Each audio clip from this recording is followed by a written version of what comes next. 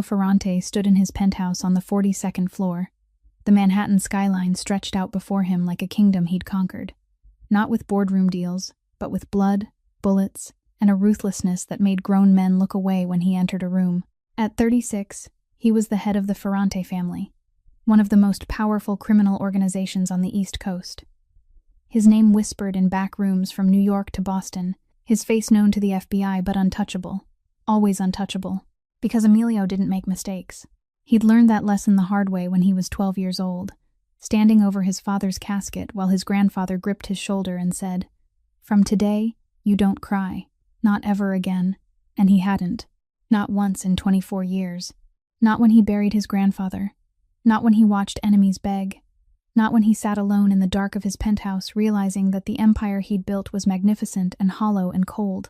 Because legends, he'd learned, were lonely things, and empires built on fear never smelled like home.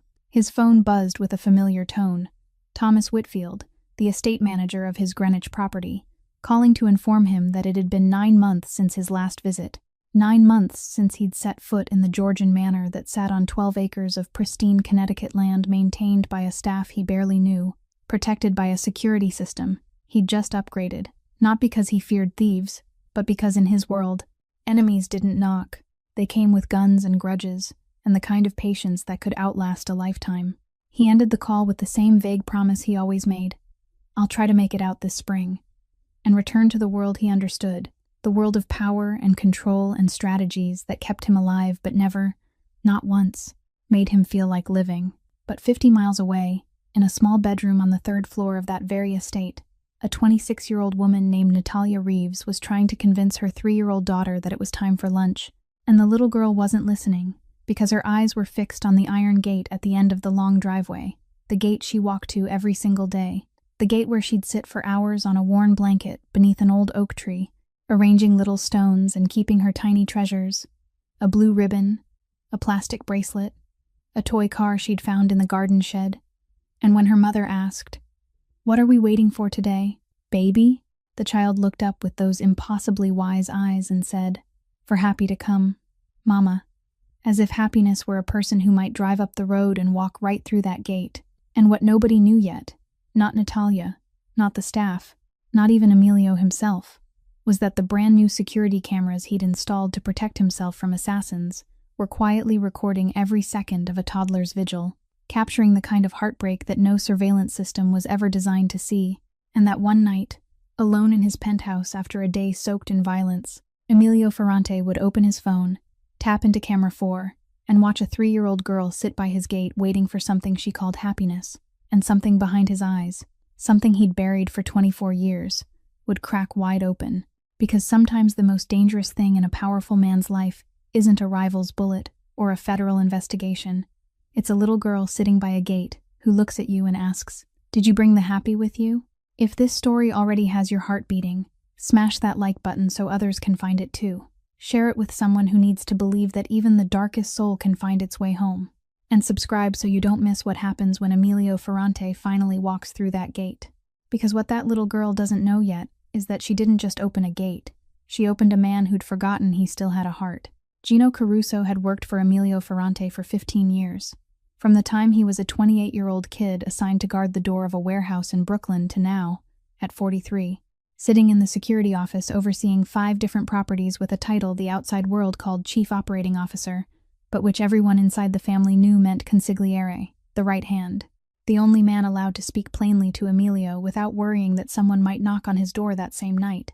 Every morning, Gino reviewed footage from every security camera across all properties in the system. It was protocol, it was habit, it was how he kept everything under control before Emilio ever had to think about it. And in 15 years, he had never missed anything out of the ordinary. From a car parked too long outside the Long Island estate, to a strange face appearing twice in the same week, near the Boston apartment. But the footage from camera number 4 at the Greenwich estate made him pause, not because of a threat, but because of the complete opposite. Every day, right around 11 in the morning, a small child appeared at the front gate. The child spread an old blanket beneath the oak tree, sat down, and stayed there for hours, not crying, not making noise, simply sitting and looking toward the road beyond the iron gate, with a patience Gino had never seen in any child, or even in most adults. Gino rewound the footage 1 week, 2 weeks, 3 weeks, and the pattern didn't change. Same time, same place, same blanket, the same child arranging small stones into shapes, and then staring into the distance, as if waiting for someone she was certain would come. It wasn't a threat, but Gino Caruso hadn't survived 15 years in this world by ignoring things that were unusual, so he pulled the personnel file for the Greenwich estate and traced it to the name connected to the child. Natalia Reeves, 26 years old, a housekeeper hired through a staffing agency 14 months earlier. Gino read on and began to understand why this woman was here. In the home of a mafia boss she didn't know was a mafia boss, cleaning instead of wearing a white blouse in a hospital as her credentials allowed. The file showed she had grown up in the foster care system, didn't know her father. Her Eastern European birth mother had abandoned her at the hospital at birth, and she had passed through 7 foster families before aging out at 18. She put herself through nursing school with a Chafee grant and federal scholarships, graduated with high marks, worked at a hospital in Bridgeport, Connecticut until the State Board of Nursing revoked her registered nurse license after an allegation of controlled substance diversion, morphine missing from the medication room during her shift, the investigation concluding she was the primary suspect. She couldn't afford a lawyer to appeal, and the administrative ruling branded her career like a burn that never healed. What followed was collapse, job loss, mounting student loan debt, medical bills from giving birth to her daughter without insurance, a stretch living in a women's shelter in Stamford, before the staffing agency sent her to Greenwich with a livable wage and a small room on the 3rd floor that she described in her file as the best housing she'd ever had. Gino closed the file and called Emilio that afternoon, his voice even like every daily report, saying that camera number 4 at the Greenwich estate showed a pattern, that Natalia Reeves's child sat outside the front gate every day from 11 in the morning until around 2 or 3 in the afternoon, that it wasn't a security issue, but it was repetitive, unusual behavior, and he thought Emilio should know. Silence on the other end of the line lasted 3 seconds, long enough for Gino to know Emilio was listening, and short enough to know he wouldn't admit he cared. Emilio asked whether it posed a security problem. Gino said it didn't. Emilio said to leave it. The call ended. Gino wasn't surprised. He'd predicted that reaction exactly.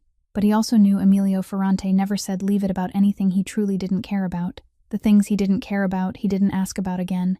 He simply stayed silent and moved on.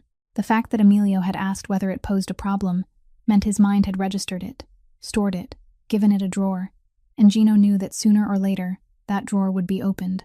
That night, in the Manhattan penthouse, Emilio sat at his desk with 3 contracts waiting to be signed, a report from the underboss in Queens, and a list of names no one ever wanted to see their own on.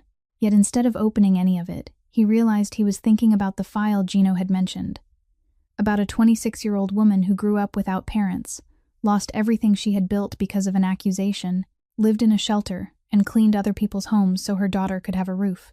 And he didn't understand why those details clung to him, because in his career, he'd read hundreds of files on enemies, files on allies, files on people who wouldn't exist by next week. But he'd never read a file not to find a weakness, to exploit, to control, but for something else, something he couldn't yet name, and it was the fact that he couldn't name it that unsettled him most. 3 days after the call with Gino, Emilio still hadn't opened camera number 4 again, or at least that was what he told himself, that he didn't care, that the child sitting outside the gate had nothing to do with him, that Natalia Reeves's file was just one folder among hundreds he read every week, and there was no reason it should linger in his mind at 2 in the morning, while he sat in a dark penthouse with his 3rd glass of whiskey and the insomnia that had followed him since he was 12. That night the Manhattan sky was clear, but 50 miles to the northeast Greenwich was buried in an April storm, the kind that came with violent gusts and sheets of rain slamming against windows as if someone were trying to break in. And maybe it was the storm that made Emilio open the camera app on his phone. He told himself it was to check security, to make sure the new system worked properly in bad weather, yet his finger didn't select the front gate camera, or the garage camera, or any camera tied to real security. His finger chose the 1st floor kitchen camera, then the 3rd floor hallway, as if he were searching for someone he didn't want to admit he was looking for. He found her at 2:17 in the morning. Natalia Reeves was carrying Mila down the stairs in the dark, one arm holding her daughter against her shoulder, the other gripping the railing.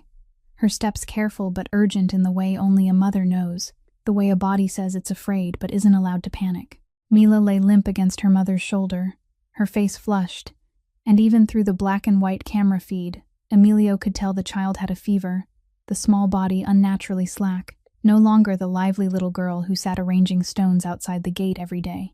Natalia went into the kitchen, turned on her phone flashlight because the storm seemed to have knocked out the power on the first floor, set Mila on the counter, and opened the medicine cabinet. Emilio watched her search each shelf, take out a bottle of adult aspirin, read the label, then set it down, because you can't give that to a 3-year-old. Keep looking and find nothing else. No children's Tylenol, no children's ibuprofen, nothing suitable for a feverish child at 2 a.m. in a multi-million-dollar estate. Emilio watched Natalia do what she knew, what a trained nurse does when there aren't enough tools. She soaked a cloth in cool water and laid it on Mila's forehead. She warmed water on the gas stove. She checked her daughter's breathing by placing a hand on her chest. She did everything correctly and calmly, yet her hands were shaking, and Emilio could see it even through the phone screen. After about 20 minutes, Mila fell asleep on her mother's shoulder, her breathing steadier, the fever not gone but no worse. And in that moment, when the child was asleep and no longer needed her to be strong, Natalia Reeves cried. She stood in the dark kitchen of a house larger than anywhere she had ever lived, her daughter sleeping on her shoulder, and she cried without sound. The kind of crying only people used to crying alone know how to do, shoulders trembling without making a noise, eyes squeezed shut while tears still spilled. And she wasn't crying because Mila was sick, because she was a nurse and she knew fever in children usually isn't dangerous if handled properly. She was crying because at 2 a.m. there was no one to call, because she knew exactly what to do, but there was no one standing beside her saying, "It'll be okay," because every burden in her life rested on her shoulders and hers alone. And sometimes the heaviest thing isn't the burden itself, but the loneliness of carrying it alone. Emilio Ferrante sat in his 42nd floor penthouse, watching that woman cry through a 4-inch screen. And for the first time in many years, he felt something he hadn't prepared for. Not anger, because anger he knew how to handle. Not emptiness, because emptiness he'd learned to live with. But pain. Pain in a place in his chest he didn't know was still alive. Pain for someone else. Pain because someone was crying and he couldn't do anything. And that helplessness was what scared him most. Because Emilio Ferrante is never helpless. He controls everything. Everyone. Every situation. But he couldn't control the tears of a woman crying alone in a kitchen at 2 a.m. because there was no one beside her. His grandfather Don Arturo had taught him to kill this feeling, had taught him that hurting for others is the doorway to mistakes. But that night Emilio couldn't kill it. He only turned off his phone, set it on the table, and sat in the dark for a long time. The next morning, at 7:15, Thomas Whitfield received a call from a number he rarely saw appear twice in the same month. Emilio's voice was brief, without explanation, without preamble, saying that the medicine cabinets in the estate needed to be fully stocked. Children's fever reducers, cough medicine, allergy medicine, everything necessary for a small child, the exact list to be confirmed with the family physician, and that the heating system on the 3rd floor was to be upgraded entirely, completed within the week. Thomas Whitfield had served the Ferrante family for 20 years, and in those 20 years he'd learned never to ask why, but the single second of silence before he replied, "Yes, sir, I'll take care of it," was the silence of a man who understood he'd just witnessed something that had never happened before, because in 20 years Emilio Ferrante had never ordered children's medicine to be purchased, had never cared whether the 3rd floor of any estate was properly heated, and both men knew this was unusual, but neither said it out loud, because in their world, the things left unsaid were often the ones that mattered most. 1 week after the night Mila was sick, Thomas Whitfield called back to confirm that the medicine cabinets had been fully stocked, according to the family physician's list, and that the 3rd floor heating system had been completely upgraded. Emilio listened, acknowledged the report, and ended the call. But instead of returning to the stack of files on his desk, he opened camera number 4 and saw what he had been seeing every day for the past week without wanting to admit it. Mila sitting on her blanket by the iron gate, healthy again, arranging stones into shapes and lifting her gaze toward the road with that same patient look. And Emilio realized that watching through a camera was no longer enough, that a 4-inch screen couldn't carry what he needed to see, even though he didn't yet know what that was. He only knew that he needed to see that child with his own eyes, not through a lens, not through pixels, but directly. and that thought was both simple and more frightening than any gang war he had ever survived. He called Gino that afternoon and said to prepare for Greenwich in the morning. The silence on the other end of the line lasted long enough for Emilio to know Gino was processing it. Gino asked if there was a threat he didn't know about, his voice professional, but unable to hide his surprise, because over the past 9 months he had proposed at least 4 times that Emilio inspect the estate, and each time had been brushed off. Emilio replied that it was a property inspection, and that it had been a long time. Gino Caruso didn't believe it. 20 years in the business had taught him to tell the difference between a reason and the real reason, but those same 20 years had also taught him exactly when to stay quiet and when to prepare.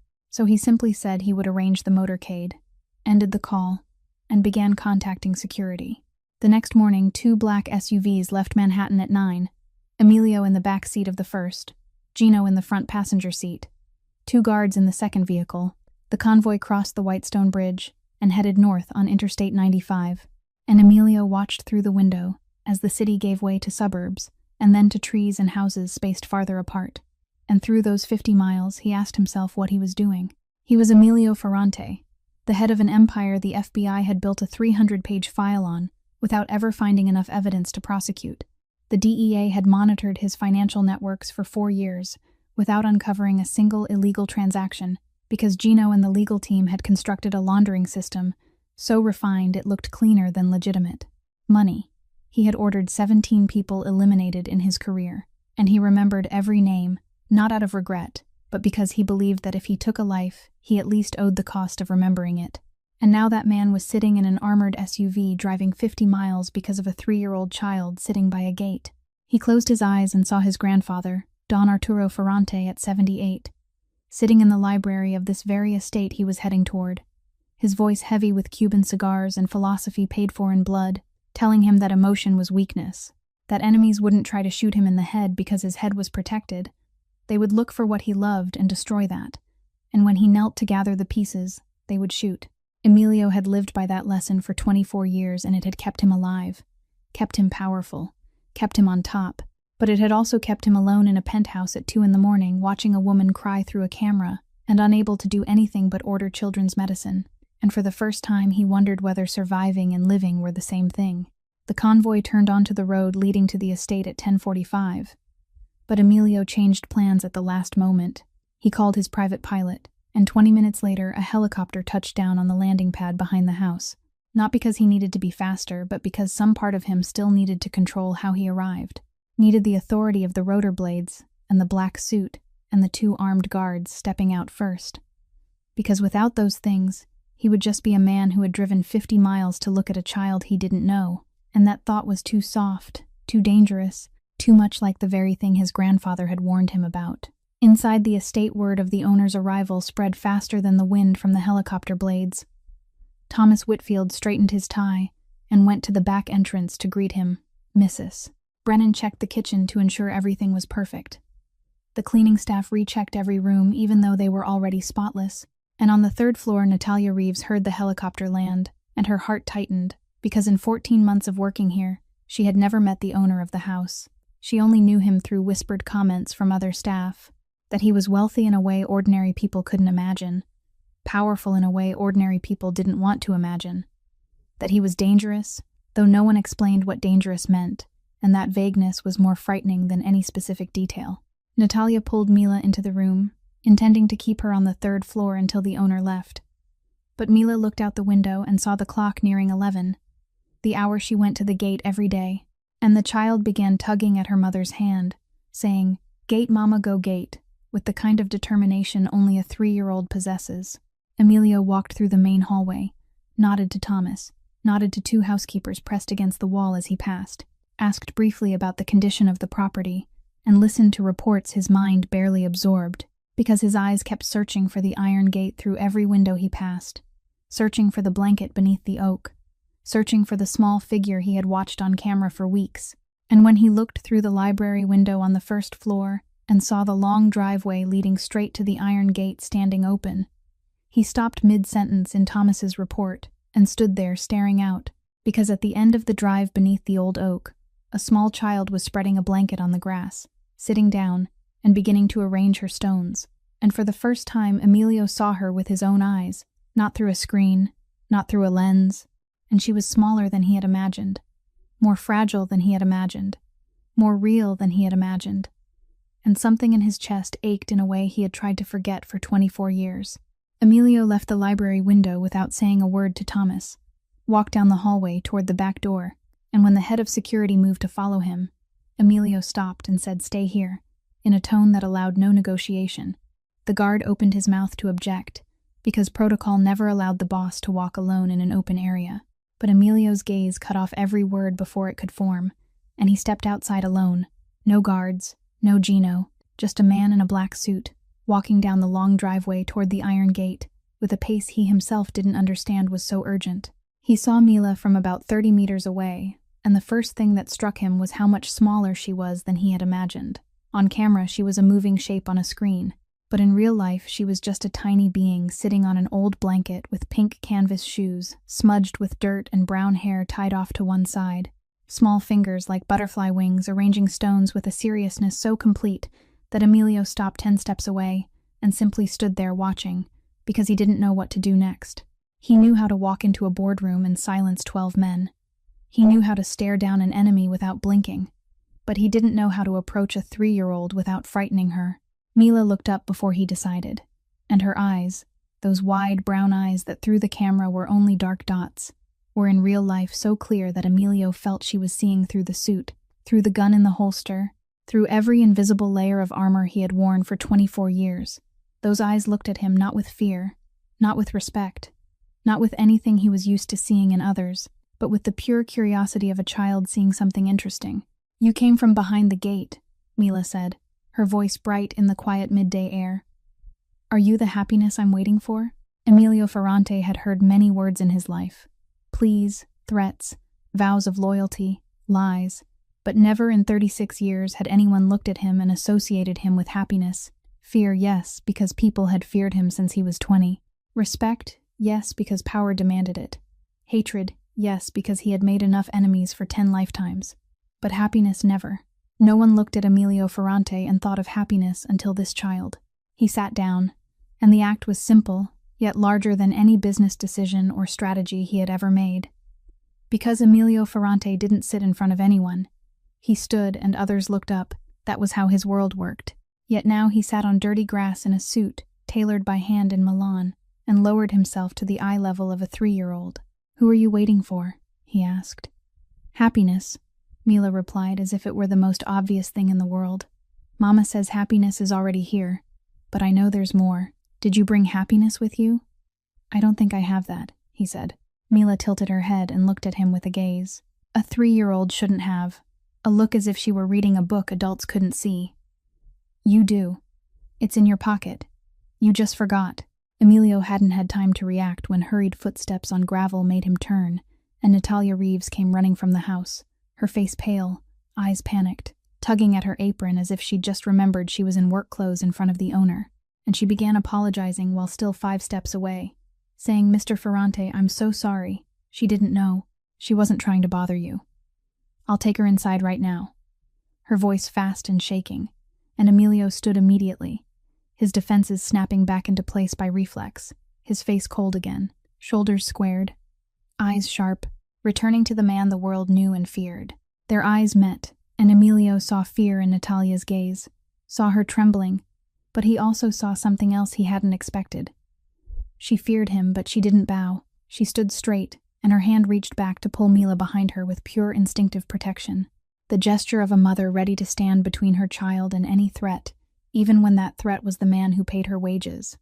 And Emilio realized that in a house full of armed men willing to die for him, none of them possessed the courage this woman was showing in that moment, the courage of someone who had nothing but love and still dared to stand.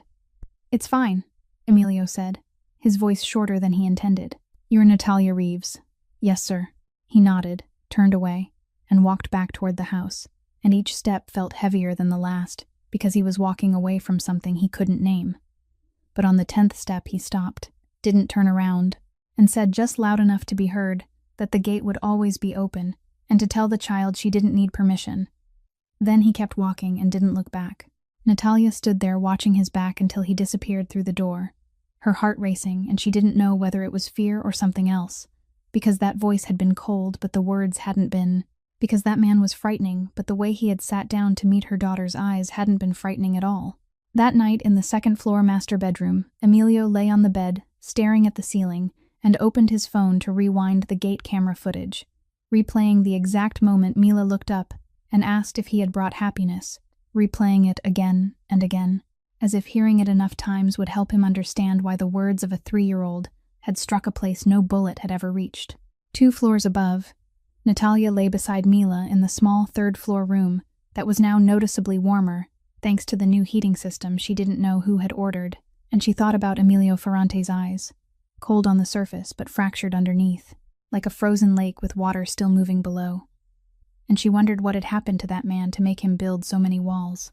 The next morning in the kitchen, Mrs. Brennan poured tea for Natalia and said in the warm but serious voice of someone who had been here long enough to know what shouldn't be asked that she'd heard Mr. Ferrante had spoken to Mila by the gate the day before, that he wasn't a bad man to staff, that he paid well and never raised his voice, but that he was dangerous in ways neither of them should know the details of, so she should be careful and not let the child bother him, because in the world of men like Emilio Ferrante, attention wasn't always a good thing. Natalia nodded. But in the place inside her that reason couldn't reach, she still saw the image of a man in a black suit sitting on dirty grass to meet her daughter's eyes, and she thought that dangerous men didn't sit down like that. Or maybe the most dangerous men were the ones who made her believe they weren't dangerous at all. Emilio returned to Greenwich 2 weeks after the first time. The reason he gave Gino was that he had a meeting with lawyers about a Connecticut real estate contract, and Gino entered it into the schedule without asking anything further, even though both of them knew Emilio had no meeting with any lawyers in Connecticut. 2 weeks later, he returned again. Then the following week, then the week after that, and the distance between visits shortened like a quickening heartbeat. From every 2 weeks to every week, and then to every weekend, and every time Emilio came, he walked out to the gate around 11 in the morning, with a look as if he were merely passing by. But Gino wasn't stupid. Gino knew that Emilio Ferrante never did anything in his life by accident, and when he saw the boss's schedule begin to orbit around the gate hour of a 3-year-old child, he understood that what he had feared was happening, yet he stayed silent because it wasn't time to speak. Mila knew nothing of adult complexity. She only knew that now, whenever she went to the gate, a tall man in nice clothes came to sit beside her, and she treated Emilio Ferrante in a way no one ever had, as if he were ordinary, as if he weren't frightening, as if his presence were the most natural thing in the world. "Look," Mila said one May afternoon, her tiny finger pointing at the sky. "That cloud looks like a dragon. Do you see it? It has wings and a tail. But it isn't a mean dragon. It's a sad dragon because no one plays with it." Emilio looked up at the cloud and saw no dragon at all, only condensed vapor in the lower atmosphere. But he said, "Yes, I see it. Because if this child wanted him to see a sad dragon, then he would see a sad dragon." Another time, Mila handed him a small stone, round and smooth and gray, saying, "This is a lucky stone. I found it by the tree. Keep it. It'll protect you." And Emilio took the stone, the man with armed guards and a multi-million-dollar security system, took the stone from a 3-year-old child and slipped it into his suit pocket because she said it would protect him. Another day, Mila made Emilio sit still and look at a dandelion and lectured him in the most serious voice. A 3-year-old could summon that dandelions weren't weeds like adults thought. They were letters from the sky, and when you blew the seeds away, you were sending wishes upward. But you had to wish honestly. If you wished falsely, the letter would get lost. Emilio sat on the grass, listening to a 3-year-old explain dandelions. A man who had once interrogated enemies for 4 hours without blinking. A man whose underbosses and capos avoided meeting his eyes when he was angry, now sitting cross-legged on an old blanket beneath the oak, and for the first time in his life feeling peace. A peace whiskey couldn't give, power couldn't give, victory couldn't give. A peace that came from sitting still and being trusted enough by a child to hear secrets about dandelions. Then came the day Mila opened her treasure. A small tin box holding a blue ribbon, a plastic bracelet, and her most beautiful stones. And she took out a plastic toy car, its paint almost completely chipped, the left wheel slightly loose, a car she had found in the garden shed and kept as a relic, and she placed it in Emilio's hand and said, "Keep it in your pocket, so you'll remember the way home, because sometimes grown-ups forget the way home." Emilio looked at the plastic car in his hand, a hand that had held guns, signed death orders, clenched into fists, when his grandfather taught him that this world only respected strength, and he slipped the car into the inner pocket of his $3,000 suit, right beside the compact pistol in its holster, the chipped plastic toy car lying less than 3 inches from the Beretta, and that contrast said everything about the battle unfolding inside Emilio Ferrante that he wasn't ready to admit. Natalia watched it all from a distance she set for herself, close enough to see Mila was safe, far enough not to step into the world of a man she found increasingly difficult to classify. She didn't believe Emilio was just a businessman. The 2 armed guards who always stood 50 meters from the gate whenever he came outside. The late-night calls she overheard when passing the master bedroom, his voice low and sharp and cold, in a way ordinary business conversations didn't require. And the way staff spoke his name in the estate, always softly, always looking around first, as if the name itself carried power. Yet she also saw him sit on the grass, so Mila could tuck daisies into his suit pocket without a frown.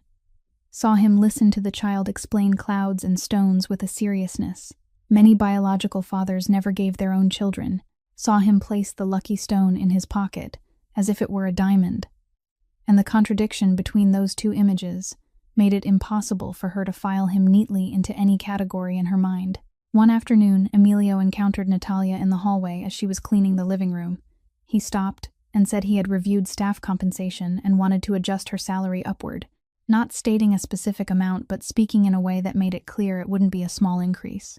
Natalia set down the vase, stood straight, looked at him, and said, "Thank you, Mr. Ferrante, but I don't need charity.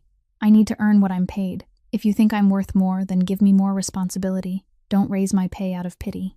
Emilio looked at her and didn't know how to respond because in his world people said yes, always yes, out of fear or greed or both. No one said no to Emilio Ferrante. No one refused his money. No one stood in front of him with hands still wet from mopping floors and said she didn't need charity from a mafia boss, even though she didn't know he was a mafia boss. And that pride, that firmness, the way she refused him, not out of hatred, but out of respect for herself, and a refusal to take what she didn't believe she deserved, drew Emilio in a way more dangerous than any threat Gino had ever warned him about, because threats he knew how to handle. But a woman who looked at him with pride instead of fear left him with no strategy at all. The storm arrived on a late June night while Emilio was staying at the estate, after a long day of pretending to review ledgers with Thomas, when in truth he had spent most of the afternoon sitting by the gate, listening to Mila talk about a Thomas caterpillar she had named Mr. Gerald because it moved. Slowly and seriously, like an old person, the wind began to lash around 9 in the evening. Then the rain crashed down as if someone had torn the sky open, the kind of New England summer storm that comes fast and violent. The old oak by the gate bent and swayed. The windows rattled, and at 10:30 the power went out, plunging the entire estate into darkness. Emilio lay in the master bedroom listening to rain hammer the walls and couldn't sleep, not because of the storm but because insomnia had settled into his bones long ago. So when he heard light footsteps on the stairs and a faint clatter from the first-floor kitchen, he went down, not out of security concern, but because the darkness in the vast room was closing in on him, and he needed to be somewhere, anywhere. Natalia was standing in the kitchen with a small candle on the counter, heating water on the gas stove for Mila's warm milk, because the child had woken frightened by thunder and wouldn't go back to sleep without it. And as she poured the water into the bottle, she heard footsteps behind her and turned to see Emilio standing in the doorway, his shadow large in the flickering candlelight, and she nearly dropped the bottle because she hadn't expected the owner to come down to the kitchen near 11 at night during a blackout storm. She apologized, saying she hadn't known he was still awake, her voice still holding the reflexive, respectful distance she had maintained for weeks. Emilio shook his head, stepped into the kitchen, and sat on the chair across the counter about 4 paces from her, saying he couldn't sleep and asking if she couldn't either. She answered that Mila was afraid of thunder. Silence followed. Rain howled outside. The small candle between them cast a warm circle of light, beyond which was complete darkness, and there was something about that accidental arrangement, 2 lonely people sitting across from each other in a dark kitchen with a single candle and a storm raging outside, that made the walls both had built thinner, because darkness makes people honest. Darkness erases the distance between employer and housekeeper, between mafia boss and former nurse, between a man who never cried and a woman who had cried too much, leaving only 2 people facing each other with wounds they hid so well, they themselves forgot they were still bleeding. Emilio couldn't remember who spoke first. Maybe Natalia, when she asked a simple question about where he had grown up. And he answered New York, Brooklyn, then asked about her. And she said everywhere, that she grew up in foster care and never stayed anywhere long enough to call it home. And from there, the conversation began to flow like water through a crack, slow at first, then stronger, because this was the first time they talked without Mila as a bridge, without the 3-year-old between them as an excuse. Now there were only 2 adults, a candle, and truth. Natalia spoke not to complain, but because the darkness allowed it, because she had held this story in her chest too long, and sometimes the heaviest thing isn't pain, but the silence wrapped around it. She told him about Brandon Pike, a co-worker at the Bridgeport Hospital, the man she believed loved her, the man she didn't know was addicted to morphine until it was too late, the man who stole controlled drugs from the medication room during her shift, and when investigated placed all the blame on her, and she told it in a calm voice, as if reading a medical report rather than recounting the darkest chapter of her life. The State Board of Nursing opened a hearing. She had no money for a lawyer. Public defenders didn't take administrative cases. She defended herself, but the circumstantial evidence was too strong. Her registered nurse license was revoked, and in a single day she lost the career she had spent 7 years building from nothing as a foster child. Then Brandon vanished, literally. When she was 7 months pregnant with Mila, she came home to her studio apartment one day to find his belongings gone and his number disconnected, leaving her with a 7-month belly, overdue rent, and not $1 in savings. She lived in a women's shelter in Stamford when she gave birth to Mila, delivered in a public hospital with no one holding her hand, carried her daughter back to the shelter and cried all night, not from pain, but because she had promised herself her child would have a different life. A home, parents, never know the feeling of belonging nowhere. And that night in the shelter she realized that promise was breaking. Then the staffing agency sent her to Greenwich, a housekeeping job with housing included. She didn't know who the owner was and didn't care. She only needed a roof and 3 meals for Mila. Natalia stopped, looked at the candle, and said she wasn't telling him for pity. She was telling him because the night was too dark, and she was tired of holding everything alone for so long. Emilio sat silent through her story. Didn't interrupt, didn't comment, showed no emotion on his face, but inside something tightened because he understood, not from reading a file but from having lived it. The feeling of having everything taken away. He stayed quiet long after she finished, long enough for her to think he wouldn't say anything. Then his voice came, low and heavy, almost swallowed by the rain, saying he knew that feeling, having everything taken, that his father was killed when he was 12. Natalia looked at him, and Emilio realized this was the first time in his life he had said those words to anyone outside the family, the first time he had spoken them to someone not in the underworld, someone who didn't know who killed his father or why or how much blood followed. She only heard a man who lost his father at 12, and she looked at him not with fear, but with understanding, the kind born from knowing ultimate loss herself, from standing alone amid the wreckage of her life, and moving forward because there was no other choice. In that moment Natalia's eyes held no pity, no curiosity, no judgment, only the pure understanding of someone who had walked through darkness and recognized it in another. And Emilio realized that was more dangerous than love, more dangerous than desire, more dangerous than anything his grandfather had warned him about. Because bullets he knew how to avoid, enemies he knew how to destroy, but a person who could see through every layer of armor he wore and glimpse the 12-year-old boy standing before his father's coffin left him defenseless. And so when the candle burned low and the rain softened, and they rose to return to their separate rooms, Emilio said nothing more, and neither did Natalia, but both knew that night had changed something that couldn't be undone.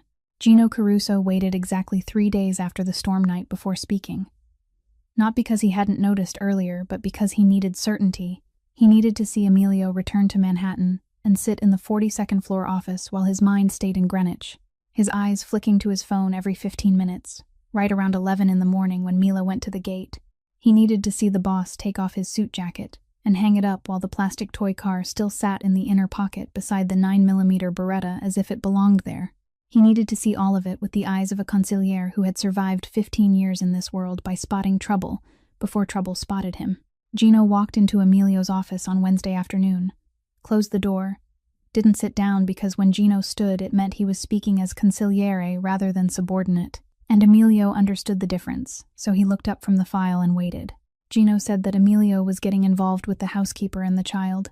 No preamble, no softening, because 15 years had earned him the right to speak plainly, and he added that it was a weakness, Emilio looked at him with a gaze that would have made 99% of people step back at least once, cold and sharp and lethal, and said he wasn't involved with anyone. Gino replied without changing his tone that Emilio kept a plastic toy car in his suit pocket next to his Beretta, asked if he thought Gino was blind, pointed out that he went to Greenwich every weekend, that he sat by the gate with a 3-year-old for hours, that he ordered the heating system on the 3rd floor where the housekeeper lived to be upgraded, that he bought children's medicine for an estate that had never had children on his list of concerns, and that during the storm the cameras recorded him sitting in the kitchen with her until nearly midnight. Emilio stayed silent, not because he had nothing to say, but because everything Gino said was true, and he didn't lie to the one man he trusted. Gino continued, his voice lower and heavier, saying he wasn't telling Emilio how he should or shouldn't live his life, because in 15 years he had never done that, but he was saying Emilio needed to be careful, because he wasn't an ordinary man. He was Emilio Ferrante. Moreno had eyes everywhere. The FBI had a 300-page file on him. Every enemy he had made over 20 years was waiting for him to make a mistake, and if any of them learned there was a woman and a child he cared about, they wouldn't come for him, they would come for them, because that was how this world worked, and Emilio knew it better than anyone. Emilio remained silent, fingers tapping lightly on the desk in a steady rhythm Gino recognized as thought rather than anger, because when Emilio was angry, he went completely still, like water before a storm. Gino delivered his final line, the one he knew would cut deepest, saying that if Emilio truly cared about them, then he had to protect them, and the best way to protect them might be to stay away. The room fell quiet after that, filled only with the distant hum of the city 42 floors below and the sound of Emilio's fingers stopping their tapping. Gino had said his piece and stood there waiting, ready for rage, for dismissal, for a long silence, but Emilio did none of those things. He turned his chair toward the window and looked out over Manhattan, the city he owned a significant part of, the empire he had built with his own hands and other people's blood, and Gino's words echoed in his mind, exactly like his grandfather Don Arturo's had 24 years earlier. Yo, that emotion was weakness, and enemies would use what you loved to destroy you. And for 24 years, Emilio had believed that absolutely. It had been his Bible, his compass, the reason he was still alive when so many others were dead. But now, as he looked out over Manhattan, what filled his mind wasn't the skyline, but the iron gate in Greenwich, the child asking if he had brought happiness, the woman looking at him by candlelight with understanding instead of fear. And for the first time in 24 years, he wasn't sure his grandfather had been right. Not because reason told him the old man was wrong, but because something deeper than reason, something his grandfather had taught him to kill, was still alive. It had only been lying still, waiting, like Mila sitting by the gate, patient and stubborn, and refusing to disappear. Emilio said that he had heard him without turning around. Gino nodded, even though Emilio couldn't see it, then stepped out and closed the door quietly. And as he walked down the hallway, he knew the boss was changing, not in the way he had seen 15 years ago when Emilio learned how to kill feeling, but in the opposite direction, and Gino didn't know whether that was good or bad. He only knew that whichever way it went, he had to be ready, because when a mafia boss begins to care about someone, that person will either be protected at all costs or become a target, and the line between those two outcomes is thinner than a blade. 2 weeks after Gino's warning, while Emilio was still torn between the advice to stay away and the instinct that pulled him back to Greenwich every weekend, Natalia's past found her before she had any chance to prepare. It began with a photograph. A single photograph posted by a young groundskeeper on Instagram, an innocent image of the estate garden with a caption about a dream job. But in the corner of the frame, blurred and small, yet unmistakable, Mila was sitting on her blanket by the iron gate with Natalia standing nearby, and the photo drifted past hundreds of accounts without notice until it stopped in front of Brandon Pike, 30 years old, living in a month-to-month rental room in New Haven, with 3 months of rent overdue, and an addiction he had never admitted was an addiction. Brandon recognized Natalia instantly, and recognized Mila, even though he had never met the child because he had vanished before she was born. But he recognized her because the girl had his eyes and because the geotag clearly read Greenwich, Connecticut. And the mind of an addict that isn't sharp enough to build a life, is always sharp enough to calculate fast money, began to work. The first call came on a Tuesday evening just after Natalia had finished feeding Mila, an unfamiliar number, a voice so familiar she almost dropped the phone. He said it had been a long time, that the child had grown fast, that she was beautiful and looked like her father, His voice changed from 3 years earlier, rougher and more tired, yet still carrying the same false sweetness Natalia had once believed was real. He didn't waste time. He said he knew where she lived, knew what she did, knew how old Mila was, and as the biological father he had the right to petition the court to establish paternity and then pursue custody. He knew a lawyer in New Haven who handled cases like this. He knew the process would take time, but he had time. The question was whether Natalia had money to fight back, a lawyer to battle with, or whether she wanted to settle out of court. Natalia asked how much, her voice flat because she had learned the last time that showing emotion to Brandon only armed him. He named a figure, not large by the world standards, but larger than 5 years of her wages, and said that if she paid, he would disappear.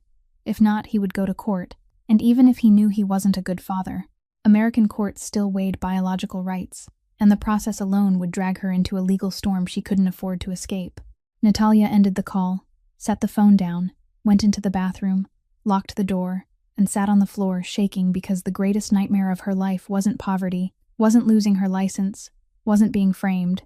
It was losing Mila, someone taking the child she had carried alone, raised alone, loved with everything she had. And Brandon knew that. He knew exactly which button to press, because he had lived with her long enough to know that Mila was the one thing Natalia couldn't lose. She waited until Mila was asleep before she cried. In the small third-floor room with the new heating system someone had upgraded for her without her knowing who. She cried silently like she had before in the kitchen, the kind of soundless crying that comes from being too used to crying alone. And she didn't know that 50 miles away, Emilio Ferrante was opening the third-floor camera as part of an evening habit. He refused to admit was a habit, and he saw her, saw Natalia sitting on the bed after Mila had fallen asleep, saw her shoulders shake, saw her lift her hand to her face. And he knew she was crying, because he had seen her cry once before in the kitchen, the night Mila was sick. And this time was the same, but different. The first time she cried from exhaustion. This time she cried from fear. And Emilio could tell the difference because he had spent too many nights watching her through cameras, to the point that he had begun to read her body language like an intelligence report. He called Gino immediately and said something had happened to Natalia Reeves, that she had received a call that night and then cried, and told him to find out who called. Gino didn't ask why Emilio knew she was crying, or why he was watching the third-floor camera at night, because the answers to both questions confirmed exactly what he had warned about 2 weeks earlier. So he only said he would handle it and went to work. 24 hours later, Gino placed a file on Emilio's desk. Brandon Pike, 30 years old, current address in New Haven, prior arrests for controlled substance possession and petty theft, debts to 3 separate creditors including a loan shark, a drug use history longer than his resume, currently no stable employment, and most importantly, his name was not on Mila's birth certificate because he had disappeared before she was born. Emilio read the file slowly, closed it, then spoke to Gino in a tone Gino knew well. Not cold, but level. The tone Emilio used when he had decided, and nothing in the world would change it. He said to send lawyer Morrison to see Brandon, to give him 2 options. 1, to sign a voluntary relinquishment of parental rights with all paperwork prepared, sign it, disappear, and receive enough money to clear his debts, or 2, to refuse and have everything in the file, including proof that he had stolen morphine and framed Natalia, delivered to the State Board of Pharmacy, the Bridgeport Police, the loan shark he owed, and every place he didn't want it to go. Gino nodded, and didn't ask why Emilio was using lawyers instead of the faster and more final methods the Ferrante family usually employed, because he understood this wasn't family business. This was personal, and Emilio was handling it in the cleanest way possible, perhaps because he didn't want to bring more violence into the life of a woman who had already endured too much. Lawyer Morrison met Brandon Pike 2 days later at a diner in New Haven, placed 2 folders on the table, and explained politely, but without leaving any room for negotiation. Brandon looked at the documents, looked at the lawyer in a suit worth more than the car he drove, looked at the 2 large men at the next table, who were clearly not ordinary lunch customers, and he signed. He signed without his hand shaking, because Brandon Pike had never cared about Mila. He only cared about money, and when money was placed beside threat, the choice was easy. He signed, took the envelope, walked out of the diner, and vanished from Natalia's and Mila's lives for the second time, but this time forever. Emilio didn't tell Natalia what he had done. She only knew that Brandon called once more the next day with a voice entirely different, stammering and rushed, saying he had reconsidered and would not contact her again. And then the line went dead, and Natalia sat staring at her phone for a long time, wondering what had happened, but not daring to ask, because sometimes miracles don't need explanations. They only need to be accepted. What Gino had warned about finally arrived, not from Brandon Pike or the FBI, or any threat Emilio could handle with lawyers and envelopes of cash, but from the old world, the real world, the world he was born into, and had never truly escaped. Sal Moreno, 58 years old, boss of the Moreno family, the man Emilio had hated with a cold and patient fury, for 24 years ever since. Moreno had ordered his father shot 3 times outside a Brooklyn restaurant, in front of 20 witnesses who never spoke, sat in the back office of a Queens nightclub, reading a report from an informant he had planted on the outer ring of the Ferrante network for 10 years. And this report made him smile, the slow smile of a snake that had just seen its prey step out of hiding. The informant said Ferrante was going to Greenwich regularly, every weekend, that there was a woman and a child there, that he sat by the gate with the child for hours, that his people had recently increased security in the area.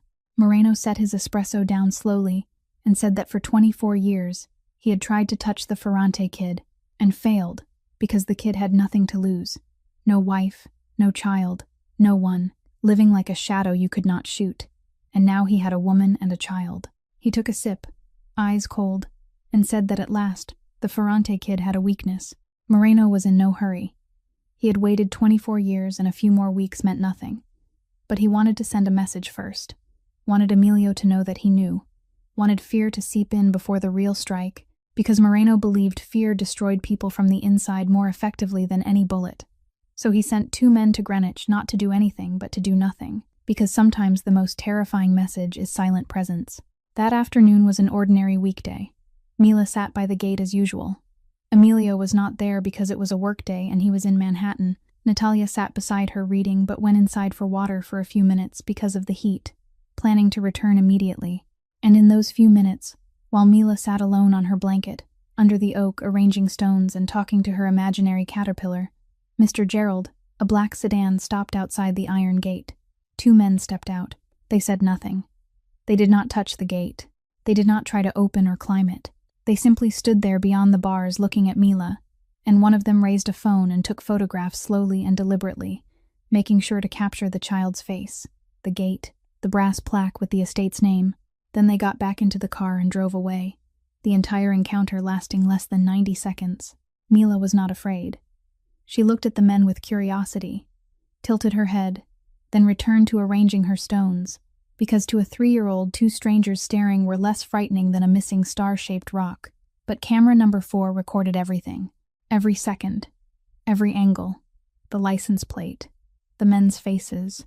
And when Gino reviewed the footage during the evening security check, he froze because he recognized them both immediately. The first was Vic Palumbo, a mid-level Moreno enforcer who handled dirty work in Connecticut. The second was Joey Salza, the photographer Moreno used to document targets before acting, and Gino understood at once that this was not surveillance but a message. Moreno was telling Emilio that he knew where the child was, that he could reach her at any time, and that Emilio could do nothing. Gino called Emilio at 8:45 that evening and said they had a problem, and the tone was enough because Gino only used that voice for the highest level security threats. He sent the footage through an encrypted channel. Emilio watched it in his Manhattan office, watched the 2 men stand outside the gate, staring at Mila, watched one of them raise a phone and photograph her, watched Mila tilt her head in innocent curiosity, unaware that she had just become a target in a war she did not even know existed. And Emilio felt something he had never felt in 24 years in this life. He had been angry many times, angry at betrayal, angry at lost money, angry when enemies challenged his power. But all of that anger had been cold and calculated and controlled. What he felt now was not cold. It was hot, primal, rising from the deepest place in his chest he thought had died long ago. The rage of a protector rather than an attacker, and it was so strong his knees gave and he had to sit. Emilio did not shout or smash anything or throw his phone. He lowered himself slowly into his chair, placed both hands on the desk, and spoke to Gino in a voice that made Gino understand someone would pay dearly, because Emilio Ferrante's most dangerous voice was not a shout but a whisper, flat as a lake before a tsunami. He ordered security in Greenwich tripled, 24/7, fully armed. No one allowed near that gate, unless they were his people, 2 men assigned to Natalia and Mila at all times without her knowing, and without ever taking their eyes off them. Gino acknowledged.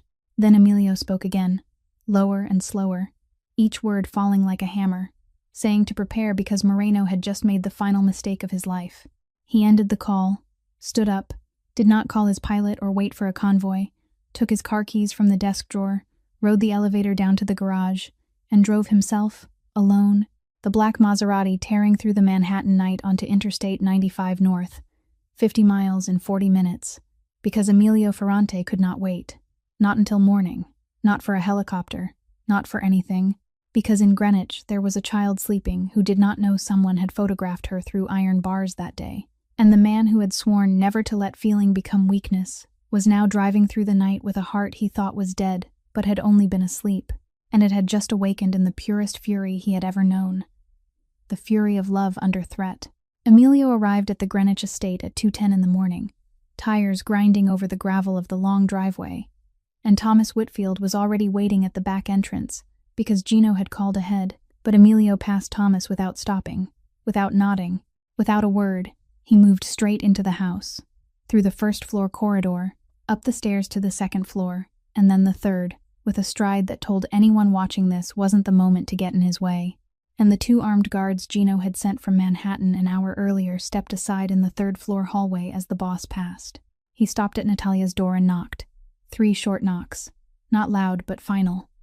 And when the door opened, Natalia stood there, still awake, still in her daytime clothes, eyes red and swollen, because Thomas had warned her about the security incident 2 hours earlier, without details, but enough for her to know that strangers had approached Mila at the gate, and that the owner was on his way back. And for 2 hours she had sat on the bed holding Mila as she slept, shaking uncontrollably, because she didn't know what was happening, but she knew enough to be afraid. "Mr. Ferrante," she said, trying to keep her voice steady but unable to hide the tremor. Emilio stepped into the room, and the first thing he looked at wasn't Natalia but Mila, curled up on the small bed against the wall, brown hair spread across the pillow, one arm wrapped around a stuffed bear, the other gripping the second toy car she kept for when Mr. Emilio came back, sleeping in complete peace, unaware of the black sedan outside the gate, of the 2 men who photographed her, of the Moreno family, of the 24-year war between bloodlines, of the dark world beyond the iron bars reaching for her. Emilio watched Mila sleep, and something inside him shattered, not cracked like before, but broke completely, because he saw with brutal clarity that he had brought danger to this child, that before he appeared, Mila was just the daughter of a housekeeper in an estate. No one noticed. Invisible and safe, in that invisibility, but since he began sitting by the gate with her every weekend he had turned her into a target. His presence in her life wasn't a gift, but a curse. And Gino had been right. His grandfather had been right. Emotion was weakness, and now the enemy had found that weakness, and photographed it through the gate. He turned to Natalia, and she saw something on his face she had never seen before in all their encounters. Not the familiar coldness, not the defensive wall, but raw, unguarded pain, the face of a man who had just realized he'd harmed what he wanted to protect. "You need to know the truth about me," Emilio said, his voice low and heavy. "What truth?" Natalia asked, even though she already knew. Even though she had suspected it for a long time from the armed guards, the midnight calls, the way staff whispered his name, the way Mrs. Brennan warned that he was dangerous without explaining. She had known in a vague way, but hearing confirmation was different. Emilio sat in the only chair in the room, the small third-floor room with the heating he had upgraded, beside the medicine cabinet he had stocked, next to the sleeping child he had brought into danger, and he told her, not everything, because everything would take a lifetime and there were things she should never know, but enough. Enough for her to understand that Ferrante Holdings wasn't just a real estate corporation. Enough for her to understand that he wasn't just a wealthy businessman. Enough for her to understand that the world he lived in had enemies, willing to hurt the people he cared about to hurt him. And that today, those enemies had stood outside the gate and photographed her daughter. Natalia listened, leaning against the wall because her knees no longer felt steady, and she trembled but didn't cry, because she had cried enough in this life, and there are moments beyond tears, when fear is so large the body can't cry anymore, it can only shake and wait. "You brought my daughter into danger," she said when Emilio stopped speaking, and her voice wasn't angry because anger was a luxury she couldn't afford right now. Her voice was simply truth, flat and heavy and undeniable. "I know," Emilio said. "And I'll fix it." "Fix it how?" Natalia asked. And now her voice had an edge because she remembered Brandon promising to fix things, remembered foster families promising to love her. He remembered every promise of, "it'll be fixed," she had heard in her life, ending with her alone picking up the pieces. More guns, more cameras, more violence. Emilio fell silent because she was right, because that was exactly what he had done and was doing. More guards, more cameras, more weapons, using violence to fight violence, darkness to fight darkness, and he realized that in his world that was the only answer. But in Natalia's world, the world where she wanted her daughter to grow up safe and normal, that answer wasn't enough and never would be. "By making sure no one can touch you or Mila," he said, "even if that means I stay away." He said it with the certainty of someone who had decided, because this was how Emilio Ferrante solved problems. He removed the dangerous variable, and if the dangerous variable was himself, then he would remove himself, cleanly, logically, without emotion, exactly as his grandfather had taught him. But Natalia looked at him, and in her tired, swollen eyes, something flared. Not anger, but the pain of someone who had been left too many times, and she spoke in a voice Emilio would remember for the rest of his life, no matter how many years he lived. "That's how you solve everything, isn't it? You disappear. Like Mila's father. Like every man in my life. You come, you give her hope. You let her call you the happy man. You let her save a toy car for you. Then you disappear and call it protection." Brandon disappeared and called it best for everyone. 7 foster families sent me back to the system and called it not a good fit. Now you'll walk away and call it staying away to protect. But you know what? For that 3-year-old out there, for Mila, all those beautiful reasons end the same way. She sits by the gate again, waiting for someone who's never coming. The words hit Emilio harder than any bullet he had ever taken, harder than any punch, harder than the night he stood before his father's coffin, because bullets hurt flesh and then heal, but Natalia's words hurt a place he had no scar to hide, the place where the 12-year-old boy inside him still stood before his father's coffin, waiting for him to come back. And he realized that if he walked away, he'd be no different from the man who killed his father, because killing and leaving had the same result. Both left a child standing alone. He said nothing. He stood, looked at Mila one last time, looked at Natalia one last time, then walked out of the room and closed the door softly, and the sound of that gentle closing weighed heavier than gunfire. Emilio left the Greenwich estate before dawn, driving the Maserati back toward Manhattan through the darkness without looking back. And by the time the city lights appeared on the horizon, he had decided with the cold, sharp logic his grandfather had drilled into him since he was 12, that he wouldn't return to Greenwich, wouldn't sit by the gate, wouldn't listen to Mila talk about clouds and dandelions, wouldn't look at Natalia with his own eyes again, because the only way to protect them was to become what he had been for 24 years before he met them, a shadow with no weakness, an empire without a heart. He called Gino the moment he reached the penthouse, and issued orders in a professional voice stripped of emotion. Greenwich security was to remain at the highest level. 2 men were to follow Natalia and Mila 24/7, but keep enough distance that she wouldn't notice. All living and medical expenses for mother and child were to be folded into an employee benefits package, managed by Thomas, so Natalia wouldn't suspect anything, and no one was to mention his name in her presence. Gino acknowledged everything without comment, because he knew this was the moment Emilio needed to believe he was doing the right thing, and any words would be useless. In the weeks that followed, Emilio returned to his old life, as if Greenwich had never happened. Meeting with underbosses every morning, reviewing financial reports every afternoon, resolving problems every night. Efficient and sharp and cold, exactly like the version of himself his grandfather would have been proud of. But now the emptiness was no longer a vague, formless thing he had lived with for years. Now it had clear edges. It had the shape of a child sitting on a blanket beneath an oak tree. The face of a woman looking at him by candlelight with understanding. The sound of a clear voice asking if he had brought happiness. An emptiness with a shape hurt 1,000 times more than nameless emptiness, because he knew exactly what he was missing, and exactly where it was, and still refused to go back for it. In the dark, Emilio began the war with Moreno, a war Natalia didn't know about, and never would. A kind of war without gunfire on the streets, fought instead in closed rooms, and encrypted calls and numbers disappearing from bank accounts. Emilio used every resource, every connection, Every lever accumulated over 20 years of building an empire to slowly suffocate Moreno, and he did it with the ruthless focus of a man with a personal reason. Yet even in the middle of that war, every night around 11 when Manhattan fell quiet and the penthouse went dark, Emilio still opened his phone, entered the camera app, selected camera 4, and watched. He watched Mila go to the gate every morning, still at 11, still the old blanket, still the oak tree. But it was different now. She no longer arranged stones into shapes with bright excitement. She sat more still, more silent, sometimes looking out at the road, and then down at her small hands, as if wondering what she had done wrong. And Natalia sat beside her, quieter than before, reading but not turning pages, eyes on the words while her mind was elsewhere. And each time he watched the footage, Emilio had to remind himself he was doing the right thing. That distance was protection, that absence was love.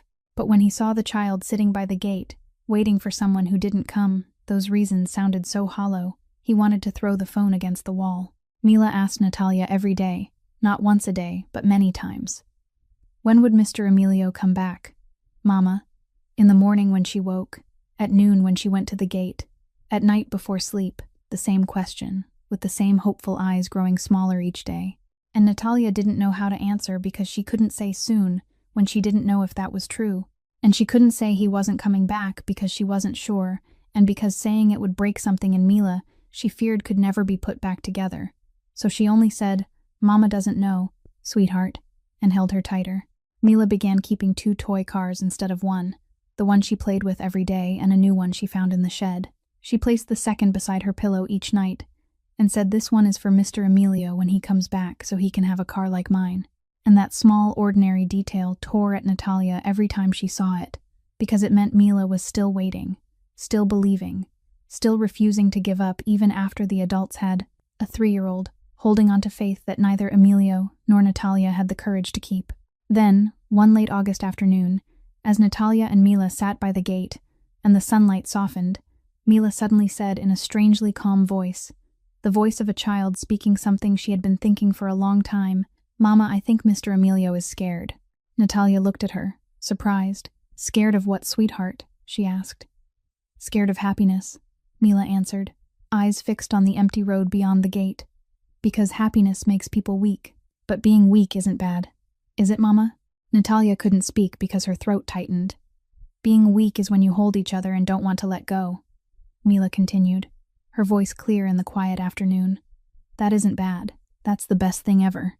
Natalia pulled Mila into her arms and cried openly this time, cried in front of her child because she couldn't hold it in anymore, because her 3-year-old had just said what a 36-year-old Mafia boss couldn't understand, that weakness isn't a flaw, that fearing happiness is the real weakness, that walking away isn't protection but fear disguised as courage. And 50 miles away in the Manhattan penthouse, Emilio watched the footage from that afternoon at midnight. He couldn't hear the sound, because the camera didn't record audio. He only saw Mila speaking, and then Natalia holding her and crying, and he didn't know what Mila had said, but he saw the 2 of them holding each other on the blanket by the iron gate he had promised would always be open, and the toy car in his suit pocket weighed more than any gun he had ever carried. Because a gun he could put down but the car he couldn't, he had tried 3 times to take it out of his pocket, and 3 times put it back, because discarding the car would mean admitting that everything was over. And some part of Emilio Ferrante, the part his grandfather couldn't kill, the part 24 years of cold discipline couldn't freeze, that part refused to end it, just as Mila refused to stop waiting. The war with Moreno lasted 6 weeks, and Emilio fought with weapons Moreno never expected.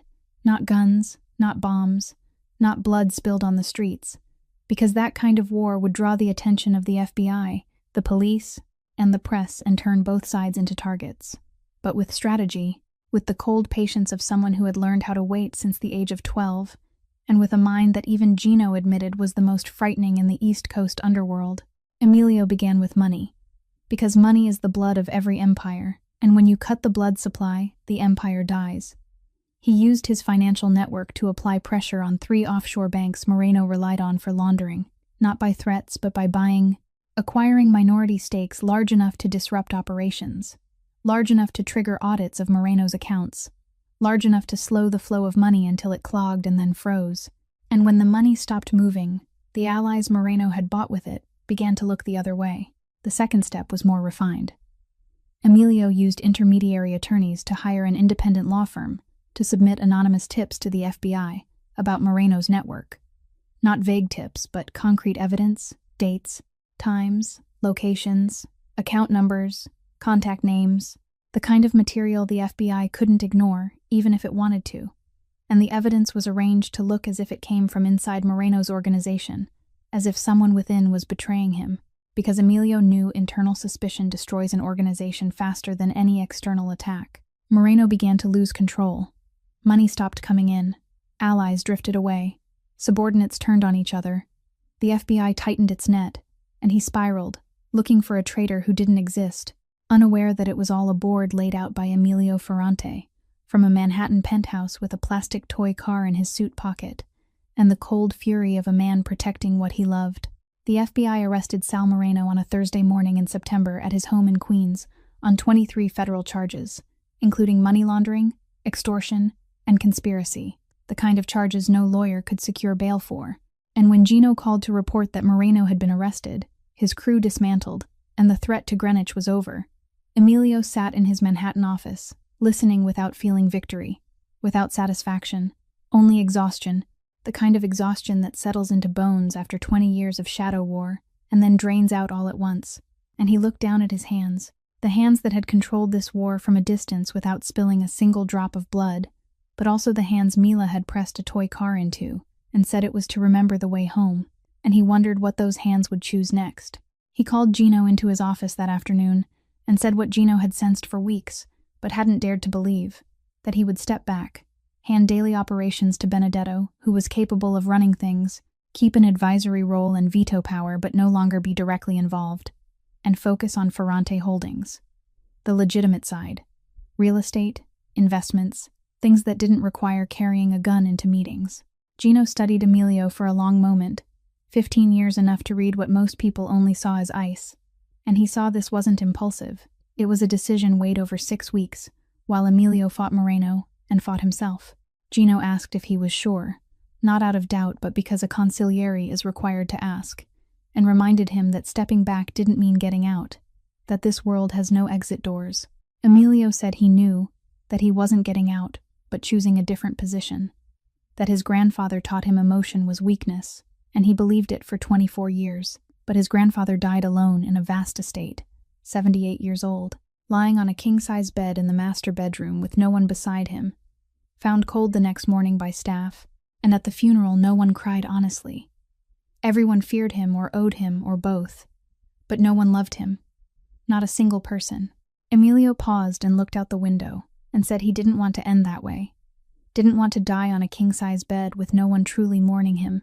Didn't want a $3,000 suit to be the closest thing he had. Gino nodded slowly, and for the first time in 15 years, he saw Emilio Ferrante not as a boss but as a human being. A tired man trying to find his way home with a toy car in his pocket. Gino said he would arrange everything, that Benedetto would need time but was ready, and that he would remain there no matter where Emilio chose to stand. 3 weeks after Moreno's arrest, after the transition was complete, Benedetto was in control, and Greenwich security had been reassessed and confirmed free of immediate threats.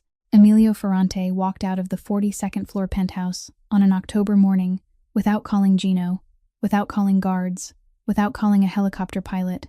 He took his car keys from the desk drawer and drove alone, the black Maserati leaving Manhattan and heading north on Interstate 95, the window down to let the New England autumn wind in, and he drove slowly this time, not because he wasn't in a hurry, but because he wanted to feel every mile, to be certain he was moving in the right direction, not on a map, but in his heart. And when he turned onto the road leading to the Greenwich estate, the clock on the dashboard read 10:55, 5 minutes to 11, 5 minutes until a 3-year-old would spread a blanket beneath the old oak by the iron gate and sit waiting for happiness to arrive. And Emilio Ferrante drove through the open gate, with his heart pounding harder than it ever had, facing bullets, or arrest warrants, or enemies. Because bullets he knew how to face, but hope he had never learned.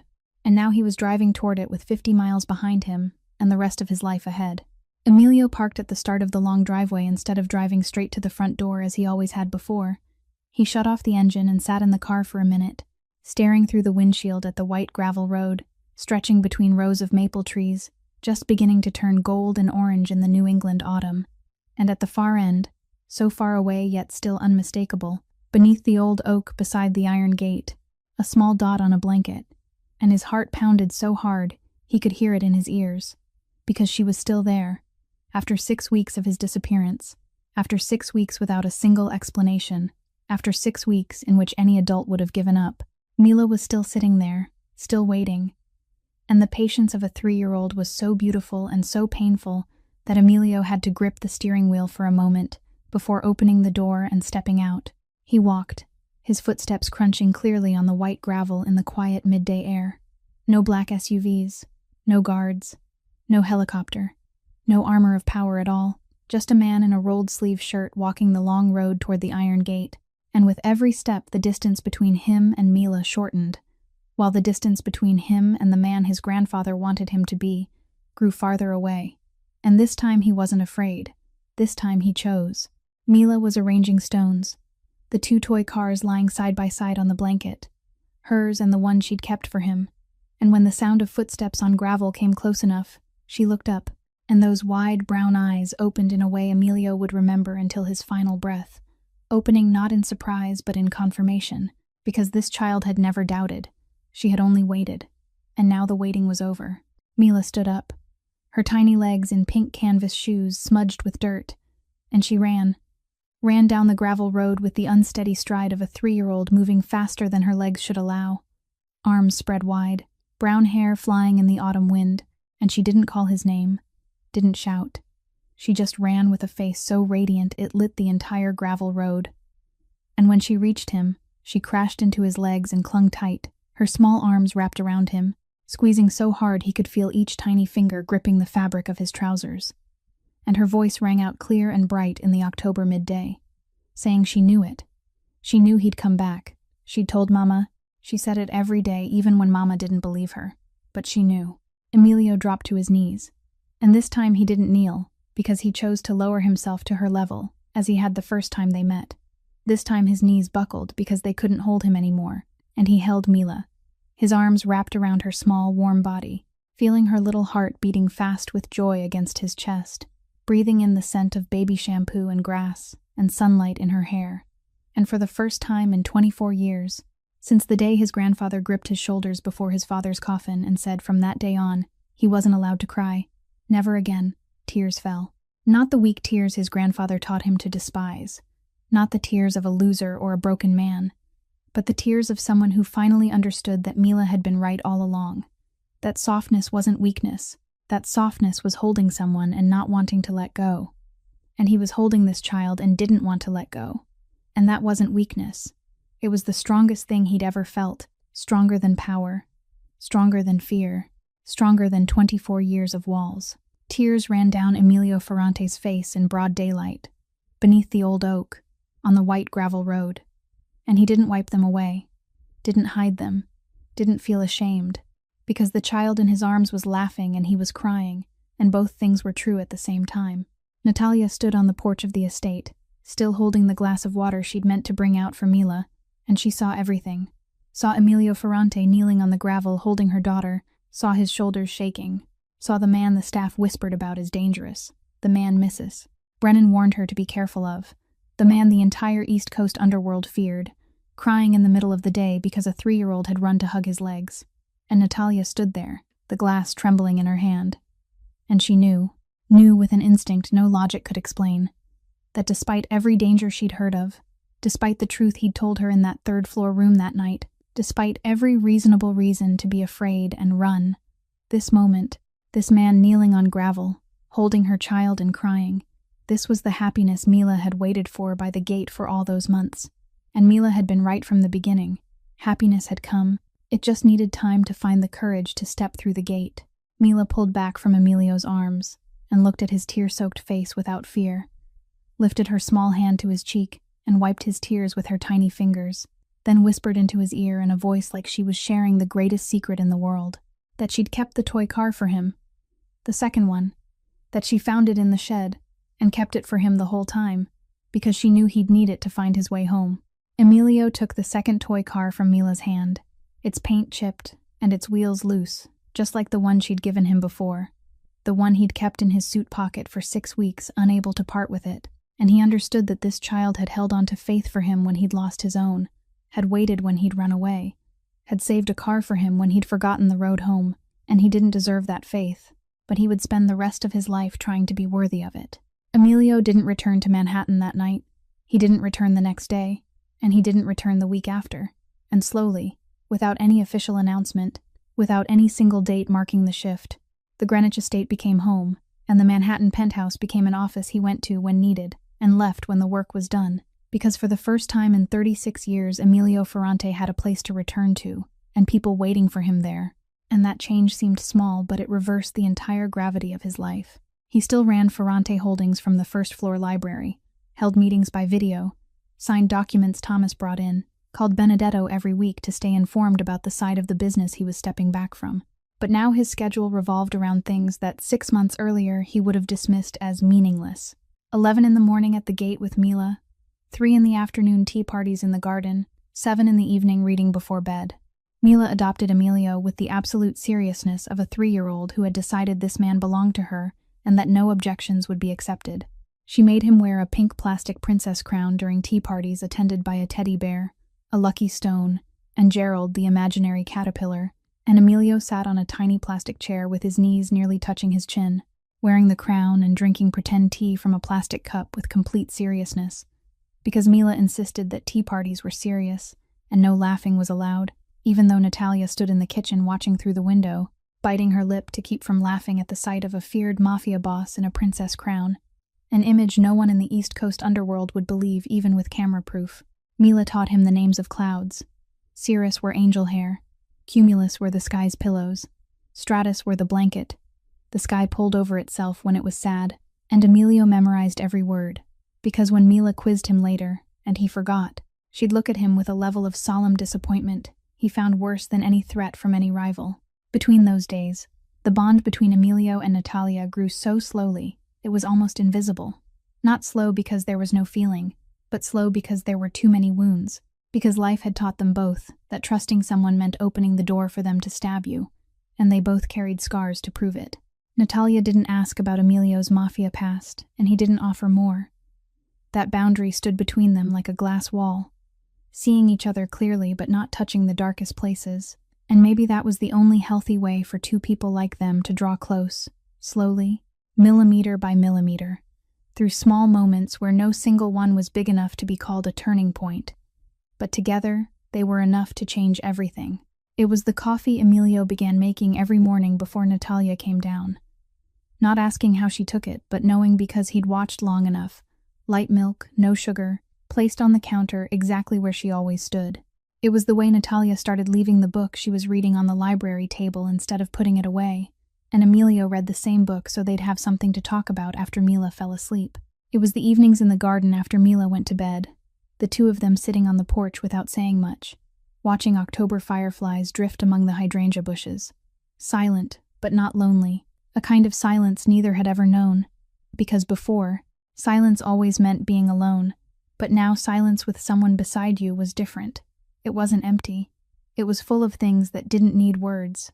Love grew between them like roots underground, unseen but deeper every day, harder to pull out every day, until they both knew it was there but neither named it, because naming it meant facing it, and facing it required a new kind of courage they were still learning.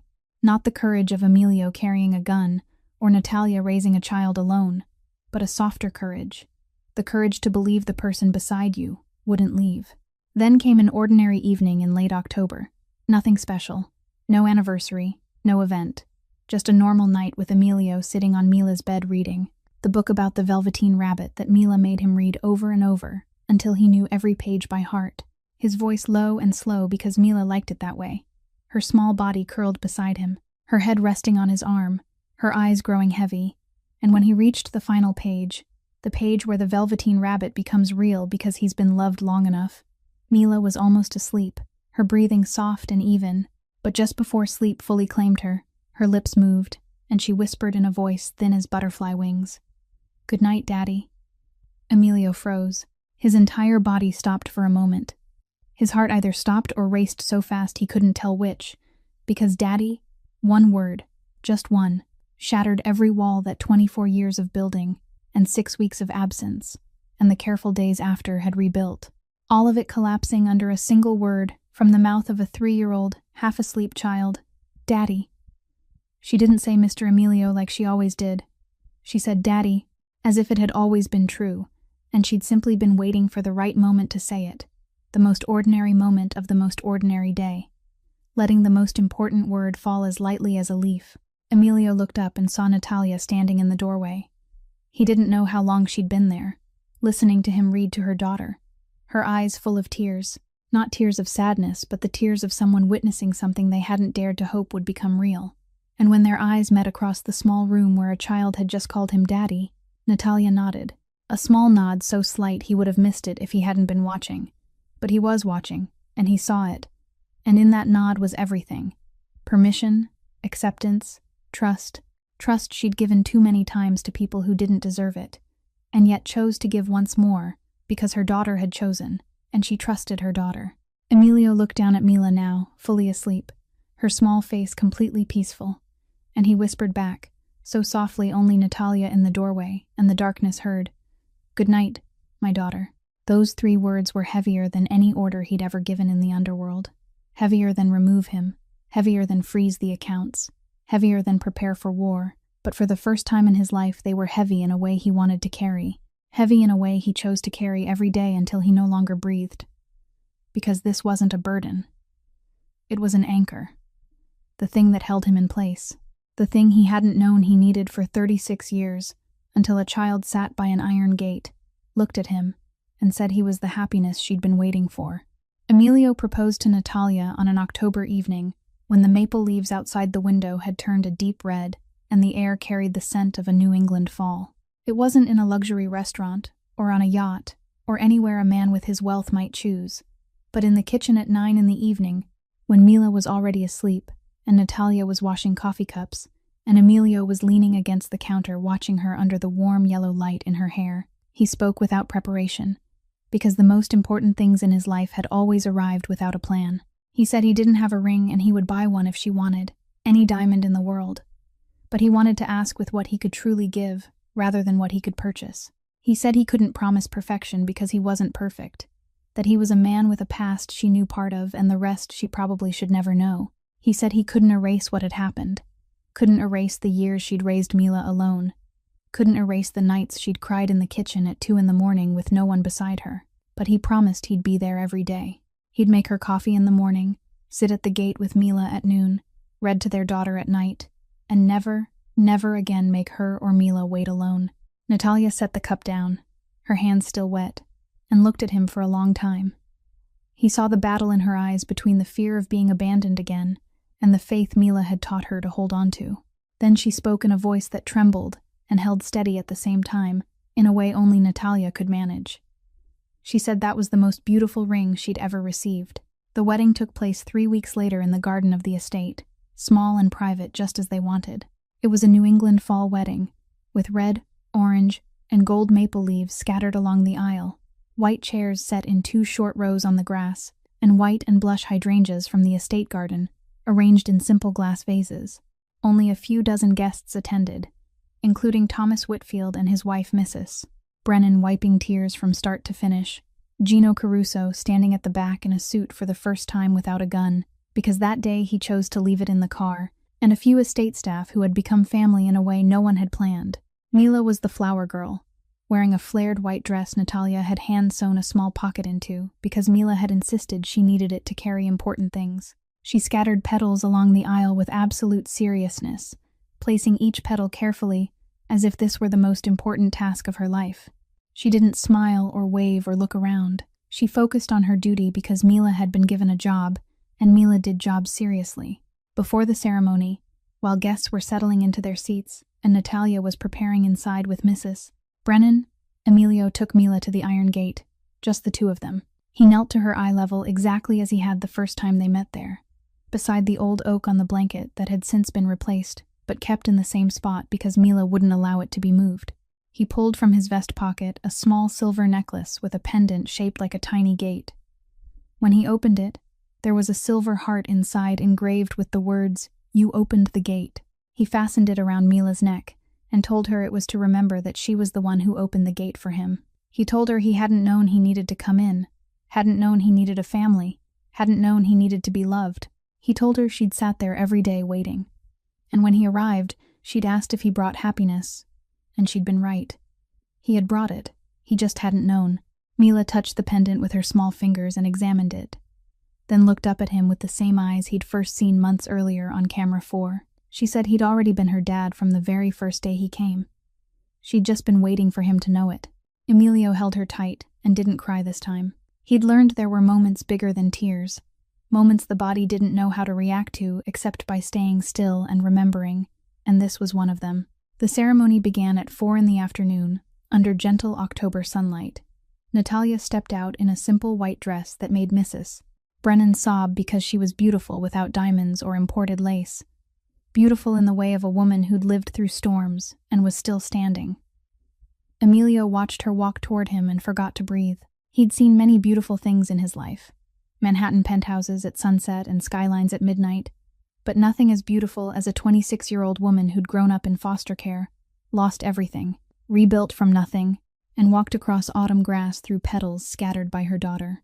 When the officiant reached the part asking if anyone objected to the marriage, they should speak now or forever hold their peace, Mila jumped to her feet and declared loudly, in a clear voice that echoed across the garden, that she objected to waiting any longer and they should kiss so they could eat cake. Laughter erupted. Mrs. Brennan cried harder. Gino laughed for the first time anyone present could remember. Emilio laughed too, really laughed. The kind of laugh no one in the underworld had ever seen and never would, because it belonged only here, to this garden, to this woman, to this child. Emilio kissed Natalia amid applause and laughter, and Mila chanting "cake, cake, cake," while maple leaves fell around them like confetti gifted by nature. As he held his wife, his eyes went over her shoulder to the end of the gravel drive, where the iron gate stood quietly beneath the old oak. It was the gate Mila had sat beside every day waiting for happiness. The gate security cameras had recorded a vigilant child beside.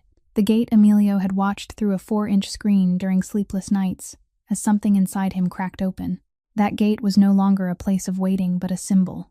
It was a symbol that hope, if patient enough, meets faith, that a child who waited by a gate and a man who watched through a camera finally found each other not by magic but because neither refused to give up. In the vest Emilio wore that day, newly tailored for the wedding, the paint-chipped plastic toy car still rested in the inner pocket, the same place where an old vest once held a 9mm Beretta. The space for the gun was empty now, not because danger had vanished completely, but because he'd found something stronger than bullets, stronger than fear, stronger than 24 years of building walls. That something was a small hand holding his every morning at the gate, a clear voice calling him daddy, a woman looking at him with understanding instead of fear, a family he hadn't known he needed until a 3-year-old looked at him and asked if he'd brought happiness. This isn't a fairy tale. Fairy tales have perfect characters and endings without scars. They aren't perfect. He carries a dark past. She carries wounds not fully healed, and the child carries the absence of her biological father. But they chose each other. They chose every day. They chose even while afraid. Maybe that's real love. Not the absence of fear, but the decision to stay despite it.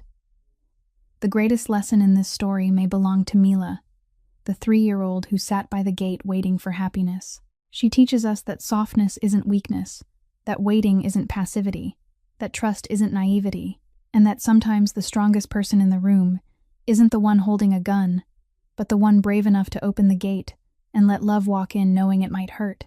If this story touched your heart, if you saw yourself in Natalia or Emilio or in the child waiting by a gate, please like and share this video so more people can hear it. If you haven't subscribed yet, subscribe to hear more moving stories with us every day. Tell us how this story made you feel. Tell us whether you've ever waited for someone, whether you've ever walked away and realized you needed to return, or whether you've ever been the child by the gate believing happiness would come. Share in the comments below because we read every line and every story matters to us. We wish all of you watching good health, a joyful life, and peaceful days ahead. And if today you're sitting by some gate of your own, believe that happiness is on its way. It just needs a little more time to find the courage to step through. Goodbye, and see you in the next video.